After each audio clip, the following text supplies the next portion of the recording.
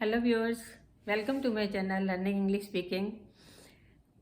Always I tell you that for learning speaking, what we have to do is we have to do practice, practice and practice.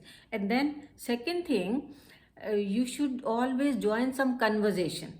आपस की बातचीत, जहाँ आपको कोई group मिले बातचीत करने वाला, ऑलवेज स्पीक सम और अदर थिंग इन इंग्लिश. घर में माहौल नहीं मिलता है कहते हैं, अब घर में ही अपनी छोटी छोटी सेंटेंसेस बोलना शुरू करिए, कोई प्रॉब्लम नहीं है. तो कन्वर्जेशन शुरू करने के लिए कई बार क्या होता है, हमें क्वेश्चंस की ज़रूरत पड़ती है. हम कैसे कन्वर्जेशन शुरू करें. तो आज एक जो छोटा सा हम वीडियो लाए हैं, आपको उसमें एक तो इन्फॉर्मेशन भी मिलेगी कि टाइम कैसे पूछना है किसी से, और दूसरा कन्वर्जेशन हो जाएगी कि क्वेश्चंस कैसे पूछते जाएंगे और उनके आंसर्स क्या हो सकते हैं. तो दोनों हमारे काम इस वीडियो से आज पूरे हो जाएंगे.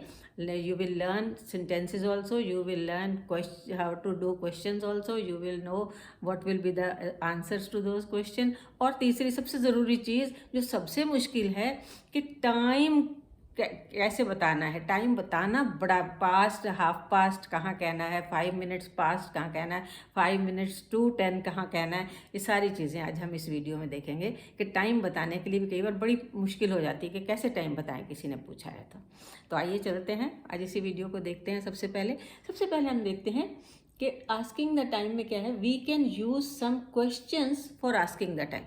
कोई किसी से भी हमें समय पूछना है तो हम कोई क्वेश्चन ही तो उसको करेंगे. What can we do? What time is it? कोई सामने है तो उसको हम बैठे हुए हैं तो हम पूछ सकते हैं ना कि भाई what time it is, कितना बजे हैं, कितना टाइम हुआ है. या हम कह सकते हैं what is the time, सीधे से पूछ लेंगे भाई what is the time, कितना टाइम हुआ है. Do you have the time, फिर हाथ में हमें नहीं दिख रहा है, घड़ी है या मोबाइल है, क्या है, तो हम कहते हैं do you have the time, क्या आप टाइम मुझे बता सकते हैं. Then do you know what time it is, आपको कुछ पता है इस समय कितने बज रहे होंगे, ये भी एक क्वेश्चन है. तो आप क्वेश्चन कर रहे हैं तो अगला आपको कुछ तो जवाब देगा ना, तो आपकी बातचीत होगी अपने आप. फिर और क्वेश्चन कैसे कर सकते हैं. Could you let me the time, could you tell me the time please. अब आप थोड़े पोलाइट हो गए, आपने बड़े अच्छे से पूछा कि प्लीज़ क्या आप मुझे टाइम बता सकते हैं कितना बजा है. ये भी एक तरीका है टाइम पूछने का. उसके बाद हम कह सकते हैं are you got the right time, आपके पास बिल्कुल सही टाइम है क्या बताने, प्लीज़ बता दीजिए मुझे, वो टाइम बता दीजिए. तो आपने कितने तरीके से टाइम पूछ लिया. What time is it, what is the time, do you have the time, do you know what time it is, could you tell me the time please, are you got the right time. यहाँ पे जो है what time is it है, ये if wrongly misprint है, time is it. अब उनके आपके आंसर्स क्या हो सकते हैं इन सारे क्वेश्चन के. जैसे आपने व्हाट टाइम इज इट कहा, तो आंसर्स में हम क्या कह सकते हैं. It is exactly 2 o'clock, it is exactly 2 o'clock, 2 o'clock. या फिर हम क्या कहेंगे, it is about 3, it is about 3, शायद हो सकता 3 बजे होंगे.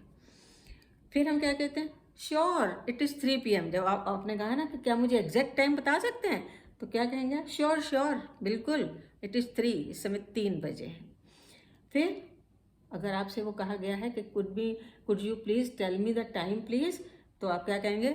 अगर आपके पास घड़ी भी नहीं है, मोबाइल भी नहीं है, तो what answer you will give. आप कह सकते हो ना, sorry I am not wearing a watch, मैंने घड़ी नहीं पहन रखी है, आई am not wearing the watch.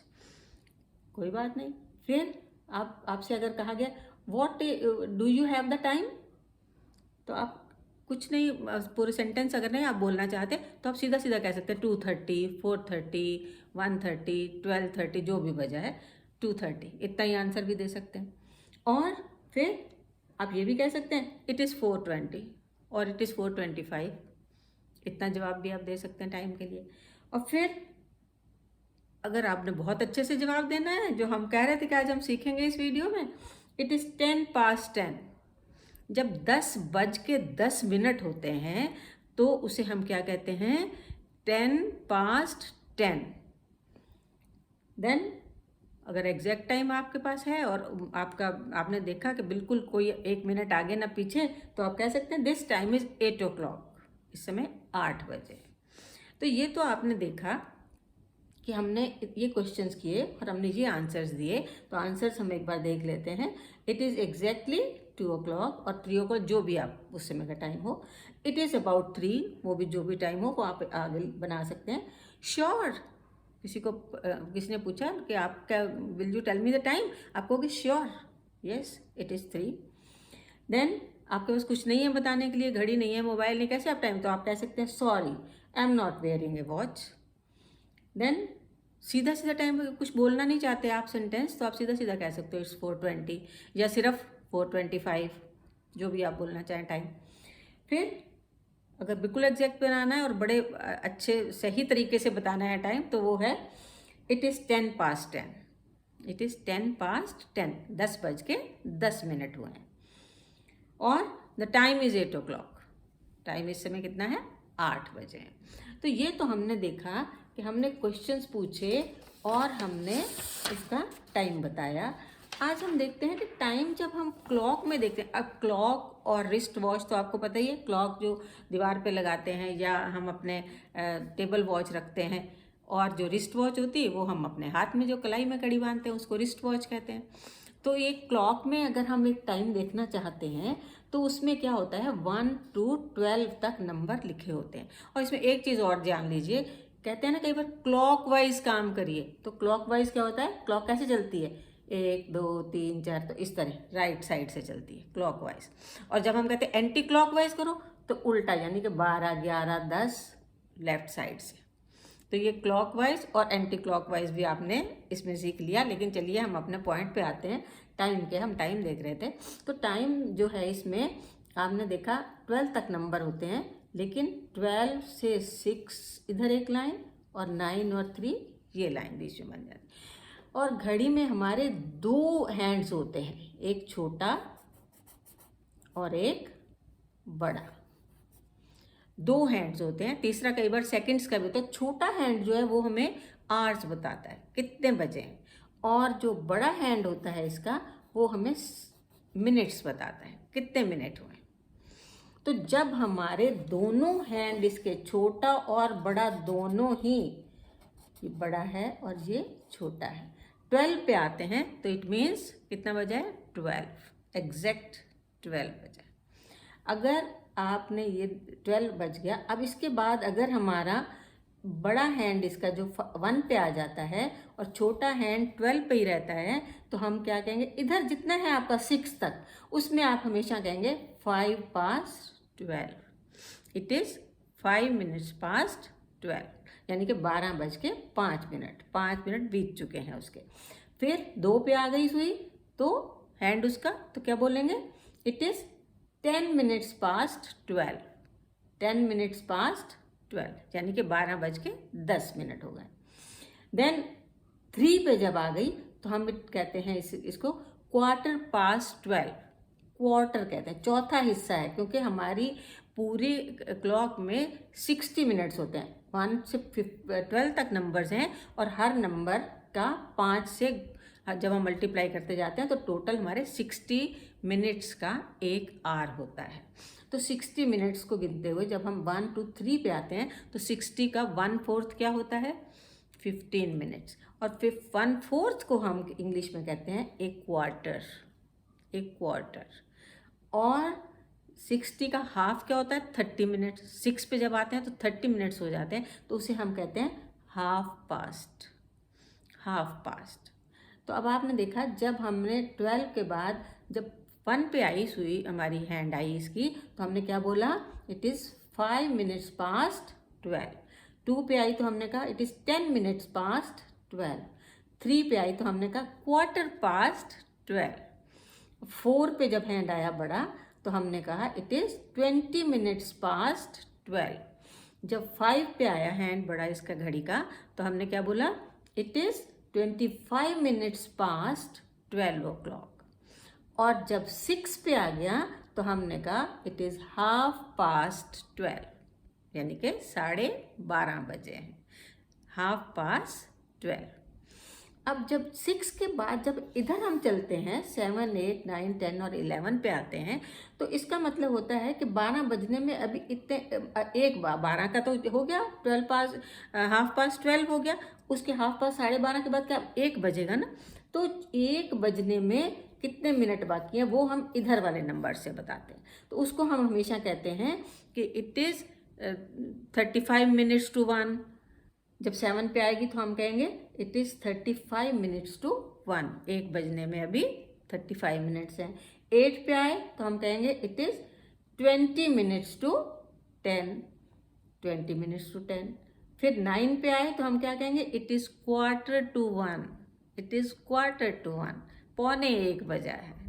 फिर क्वार्टर आ गया ना यहाँ पे, उधर वाला 1 to 6 में 3 पे क्वार्टर पास्ट होता है, इधर 7 to 11 तक 9 में क्वार्टर पास्ट होता है। इसके बीच का नंबर जो है वो 9 पे आता है। तो वो कहते हैं it is quarter to 10। Quarter to means कि 1 बजने में 15 मिनट बाकी है। और क्वार्टर पास्ट 1 का मतलब होता है कि 1 बज के 15 मिनट हो चुके हैं। Is it clear? Quarter past 1 या क्वार्टर पास्ट 12 मीन्स के 12 बज के 15 मिनट या 1 बज के 15 मिनट हो गए हैं। और क्वार्टर टू 1 मीन्स 1 बजने में 15 मिनट बाकी है। क्वार्टर टू जब उतना बजने में बाकी होता है टाइम, और क्वार्टर पास्ट उसके बजने के बाद जितने मिनट हो चुके हैं उसे कहते हैं। तो ये बात आपको बहुत ध्यान में रखनी जब किसी को टाइम बताना है, कि जब आपका टाइम 12 बज के 5 मिनट, 12 बज के 10 मिनट, 12 बज के 15 मिनट, तो आप उस समय ये कहेंगे कि 20 minutes past to 1, 25 minutes past to 1, इतने मिनट हो गए हैं 1 बज के 25 मिनट। और जब इधर से आप बोलेंगे तो आप बोलेंगे 10 पे है अगर आपकी बड़ा वाला हैंड और आपको 1 बजने वाला है, तो आप क्या कहेंगे it is 10 minutes to 10 minutes to 1।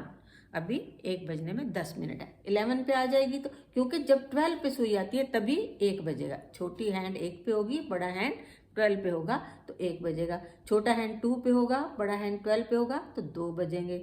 छोटा हैंड 3 पे होगा, बड़ा हैंड 12 पे होगा तो 3 बजेंगे। तो मतलब बड़ा हैंड जब 12 पे आएगा और इधर छोटा हैंड जिस नंबर पे होगा उतना टाइम पूरा एग्जैक्ट होता है। लेकिन अगर मिनट्स पास हो गए हैं तो आप इतने मिनट्स पास्ट कहेंगे, और इधर अगर जितने मिनट बाकी हैं उतना बजने में उसे कहेंगे इतने मिनट्स टू 1।